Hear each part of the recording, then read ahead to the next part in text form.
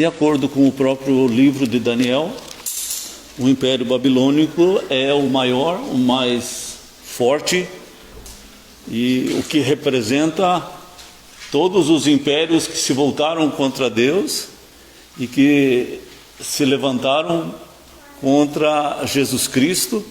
Mesmo lá no Velho Testamento é o espírito do anticristo operando, mas Nabucodonosor, o maior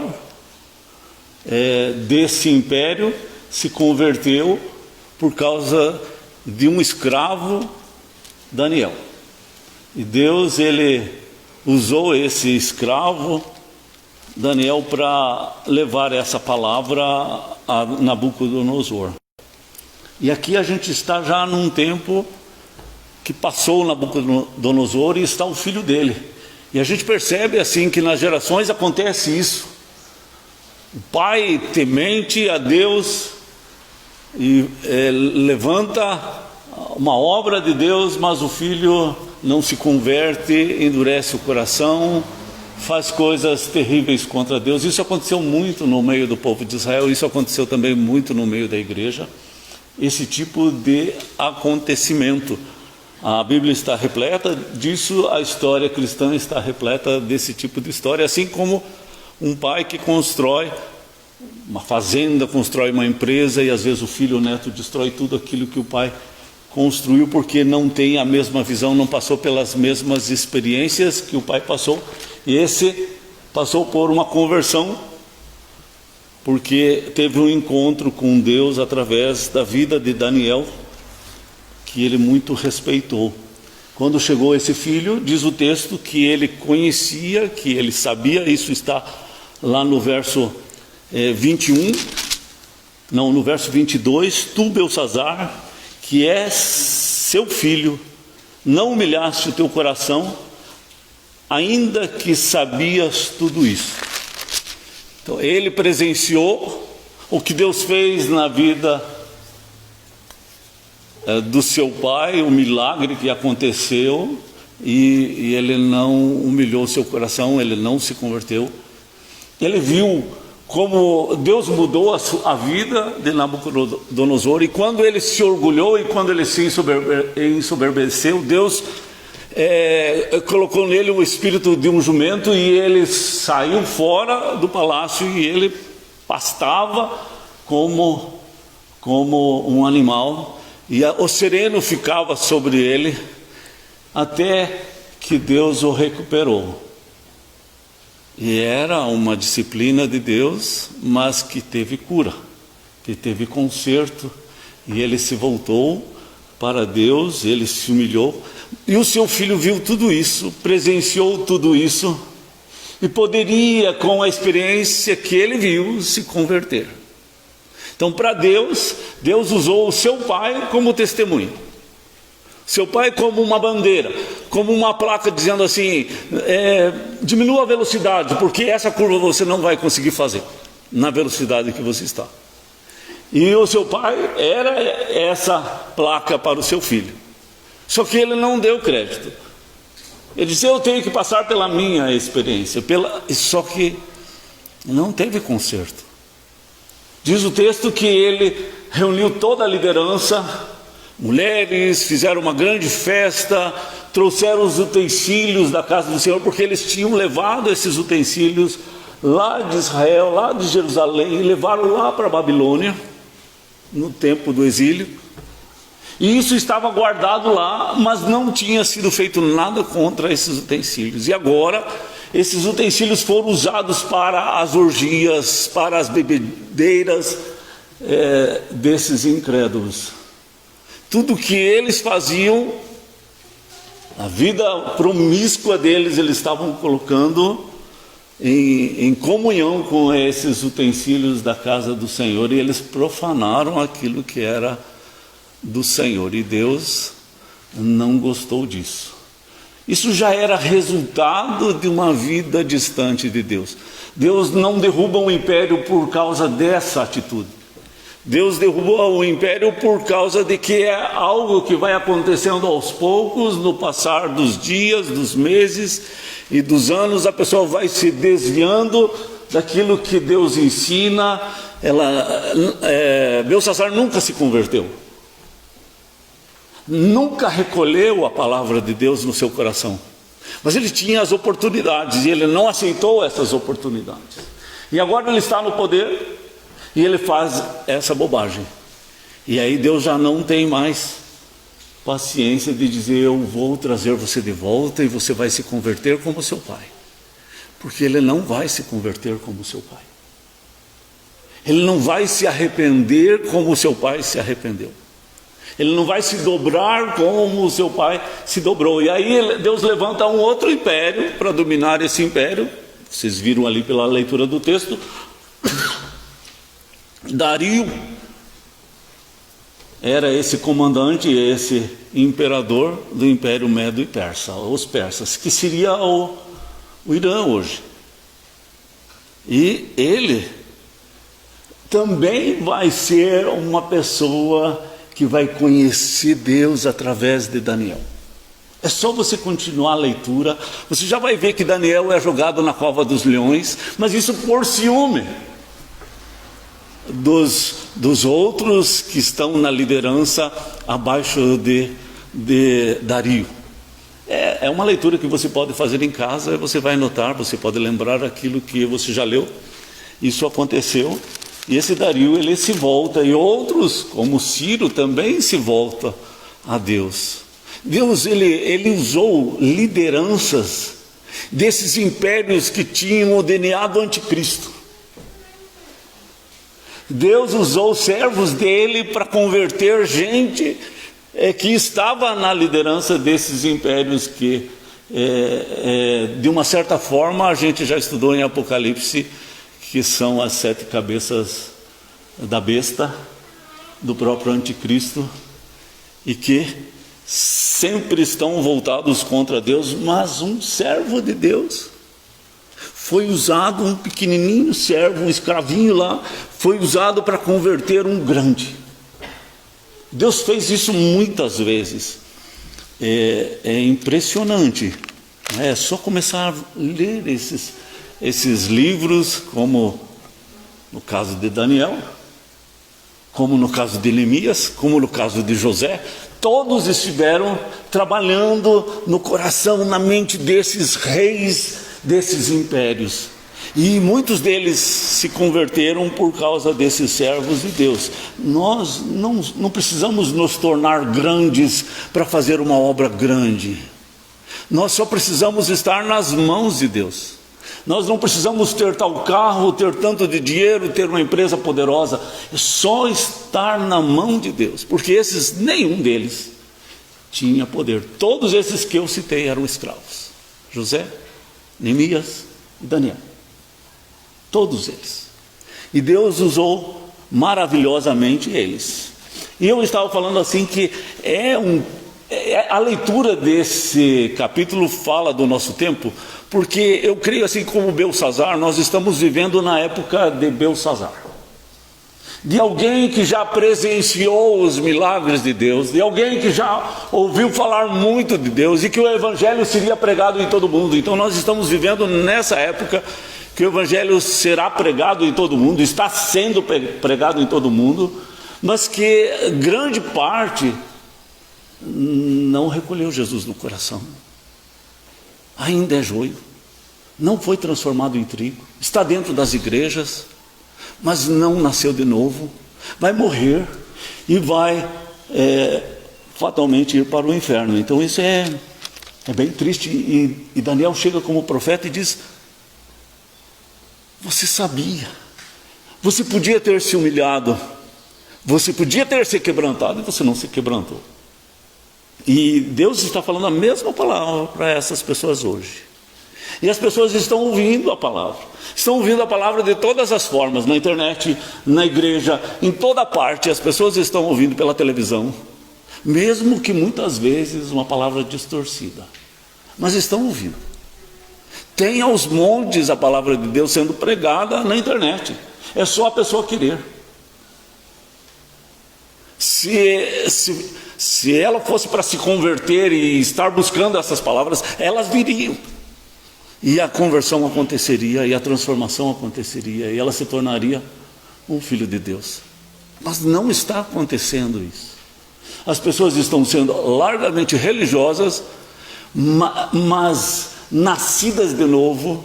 São poucas pessoas que têm temor de Deus, têm fervor espiritual, acreditam em Deus, mas não conseguem falar amorosamente sobre Jesus. Não conseguem ter paixão pela alma perdida, não conseguem ter paixão pela palavra, se enriquecer pela palavra, ter sede da palavra. Não é uma coisa que está acontecendo. A gente não percebe isso, porque a gente olha assim, o sorriso, a fala, quando a gente ouve, a gente não percebe o novo nascimento. Parece que é algo assim que está sendo empurrado à força, mas não com o coração. E aí, Deus mediu. Foi escrito uma palavra lá na parede, Mene, Mene, Tekel, Parsim. E ele não sabia o que era. Não tinha discernimento, não tinha a voz do Espírito Santo no seu coração, ele não sabia. E com desdobramentos, vocês viram, a rainha mãe intercedeu, foi lá e acharam o Daniel. E o Daniel traz essa palavra. E ele traz o testemunho do seu pai novamente para ele. E conta o que ele está fazendo de errado, que ele não poderia ter usado os utensílios da casa do Senhor para suas orgias, para a sua idolatria, e que ele estava cantando, que ele estava adorando, que ele estava servindo, cultuando deuses, e ele diz ali, deuses de ouro, de prata, de bronze, de ferro, de madeira, de pedra, que não veem, que não ouvem, nem sabem nada, mas a Deus, cuja mão está a tua vida e todos os teus caminhos, a Ele não glorificaste. Essa é a palavra.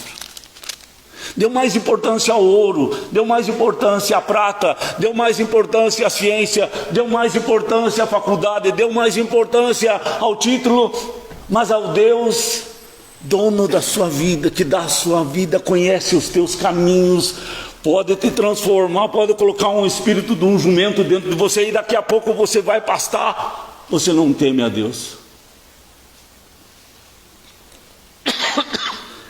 E aí ele diz, Deus colocou tudo isso numa balança. E foi achado em falta. Quando ele mediu o Império Babilônico, quando ele vai medindo Belsazar, ele acha em falta. E Deus está medindo cada um de nós. E Deus está medindo toda a nação. Deus está medindo todo o nosso planeta. Nós estamos nesse tempo. Deus mede cada vida. E todos vão prestar conta diante do juízo de toda a terra. Mas também esse planeta vai prestar conta. E nós estamos a um passo desse dia. Porque ele disse assim, antes desse dia, a terra vai assim, o evangelho vai ser pregado em todo o mundo. Epidemias, fome, guerras, doenças. O amor vai se esfriar. A maldade vai se multiplicar. Está sendo medido. Isso está acontecendo. Paulo falou também, além de Jesus ter falado isso, em Mateus 24, Paulo ele fala assim, os últimos tempos serão tempos difíceis. Um tempo onde os homens seriam egoístas, arrogantes, amantes de si mesmos, dos prazeres, implacáveis, caluniadores, mentirosos, só amigos dos prazeres, mas não amigos de Deus. Assim como Belsazar, que não foi amigo de Deus, e ele conheceu a Deus, como o povo de hoje está conhecendo a Deus, mas não se torna amigo de Deus. Deus está medindo e está achando falta. Tekel foi feito, colocado na balança e foi achado em falta. Parsim, vai vir um outro e vai tomar. e vai acabar. E aconteceu naquele mesmo dia. Então, eu acredito assim, na história do mundo nós estamos na beira desse dia do grande juiz de toda a terra. Lá, Isaías 61 fala assim, e Jesus citou esse texto, de Isaías 61. Ele fala assim: o Espírito do Senhor está sobre mim, porque me ungiu para pregar boa nova aos quebrantados, aos cativos, aos cansados, para dar libertação a esses cansados. E também lá no verso 2 ele diz: e o ano aceitável do nosso Deus, que é o dia que eu posso me converter, é o dia que Deus está passando na tua vida, e você pode abrir o teu coração. E ele diz assim: enquanto ouvir a tua voz, ouvir a voz de Deus no teu coração, não endureça teu coração. Ele está passando, mas tem um momento que ele passou e não vai mais passar, como aconteceu com Belsazar. E daí ele fala assim: e o dia da vingança do nosso Deus. E o dia da vingança do nosso Deus, nós estamos muito próximo dele, muito na beira desse dia, o dia da vingança do nosso Deus. Deus está colocando tudo isso numa balança, e quando acontecer, acontece de uma surpresa. Quando acontecer, é como um ladrão que ninguém espera. Não é no momento que você acha que vem, é no momento que Deus diz que vai acontecer, e vai acontecer. E que as pessoas, Jesus diz assim, que as pessoas vão andar assim, tranquilas, casando, dando-se em casamento, comprando, vendendo, negociando, festando. E vai pegar assim de surpresa as pessoas. Vai pegar de surpresa filhos de pastores. Vai pegar de surpresa filhos de presbíteros. Vai pegar de surpresa muita gente. E não vai ser um dia legal. Não vai ser um dia bom. Porque o dia que desceu o dilúvio, quem ficou fora da arca pereceu. Não era um dia bom para quem estava fora da arca. E esse dia também não vai ser um dia bom. E essa história, ela vai se repetir. Só que essa história aconteceu num dia, num momento, para o império. E essa que eu estou falando é para o mundo todo. Muitas partes do Velho Testamento que aconteceu lá para o império egípcio, as 10 pragas para o império egípcio, isso vai acontecer para o mundo inteiro. Também nesse dia, no dia da vingança do nosso Deus, as 10 pragas virão sobre toda a terra.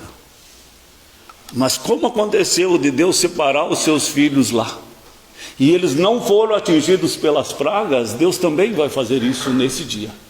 Mas você não pode ser Belsazar. Você precisa ser pelo menos Nabucodonosor. Você pode até ter tido um espírito de um jumento que montou em você, e você comeu coisa que não devia ter comido. Mas um dia Deus o tirou dali, como Deus fez isso com Nabucodonosor. Belsazar nunca entrou nele um espírito imundo assim. Mas ele nunca se converteu. Ele nunca se arrependeu, né?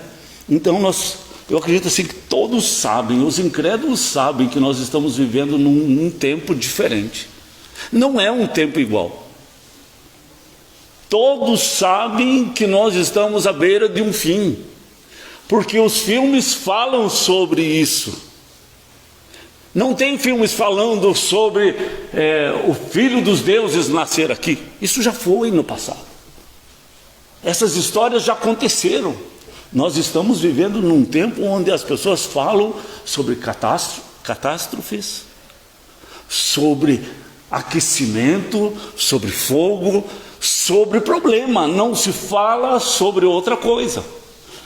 O próprio mundo sabe disso. E a Bíblia tem falado, Deus tem falado sobre isso. E nós não podemos ficar distraídos. Eu queria que os irmãos lembrassem, é um texto lá em Gênesis 4, 23. é Lameque. Lameque é um dos descendentes de Caim. Lameque, ele diz assim: eu matei um porque me feriu, e eu matei um rapaz porque ele pisou em mim. Deve ter dado um pisão no pé dele. Ele simplesmente tirou a vida. E assim como foi nos dias antes de Noé, vai ser no dia antes desse dia da vingança do nosso Deus. Jesus fala isso. Como foi nos dias de Noé, nos dias antes do dilúvio, vai ser nos dias que antecedem a vinda desse dia do juízo. Bem isso. E nós estamos ouvindo isso. E nós precisamos tomar atitudes, decisões. A Bíblia fala assim sobre remir o tempo, contar os dias, não jogar fora o tempo que Deus está nos dando. Não podemos perder o tempo que Deus nos dá. Se tratava a vida com banalidade. Hoje está sendo tratada a vida com banalidade também. Quantos casos que a gente vê de crianças que são mortas já no ventre da mãe, de países que festejam que não há síndrome de Down lá nesse país. Como que não há? Arrumaram um remédio ou simplesmente descobriram a fórmula de saber qual é o feto que tem e como tirar esse feto? Isso é o tempo que nós estamos vivendo. 10 anos atrás, naquela época que eu fiz aquela viagem para a Holanda, na Espanha, uma menina de 13 anos, se ela quisesse abortar, ela podia ir num hospital público, e ela poderia abortar já com 8 meses, sem a permissão do pai e da mãe. 10 anos atrás. O mundo está assim, há muito tempo já. O amor está esfriando já há muito tempo. Lembra da Isabela? Cristo já está sendo tirado das escolas há muito tempo. E às vezes aí alguém fica perturbado. Por que Deus permitiu tal desastre? Mas já foi tirado Deus da vida das pessoas há muito tempo. Dentro das igrejas isso já está acontecendo há muito tempo. E depois assim, que vários países já decretaram que Deus não existe mais, e que o socialismo já entrou nesses países, que o comunismo já entrou nesses países, que o marxismo já entrou nesses. Muitos desses países hoje já não tem mais marxismo, é islamismo, são outras religiões radicais. Testemunhas de Jeová crescem abundantemente. Vocês lembram até mesmo de coisas que nós assistimos na televisão, como ISIS, Boko Haram e vários grupos radicais islâmicos que queimaram cristãos dentro de grades, atearam fogo, mulheres que foram violentadas. Você tira Deus, é isso que vai acontecendo. Você quer politicamente correto, uma hora vai acontecendo coisas que não são bem politicamente corretas, porque nesse mesmo tempo da pandemia, a China aproveitou para destruir vários templos, perseguir vários cultos religiosos cristãos na China. Não é uma coisa de ontem assim, ano atrás, 50, é a coisa de agora. Nessa pandemia está acontecendo isso. Nesse carnaval que passou, uma figura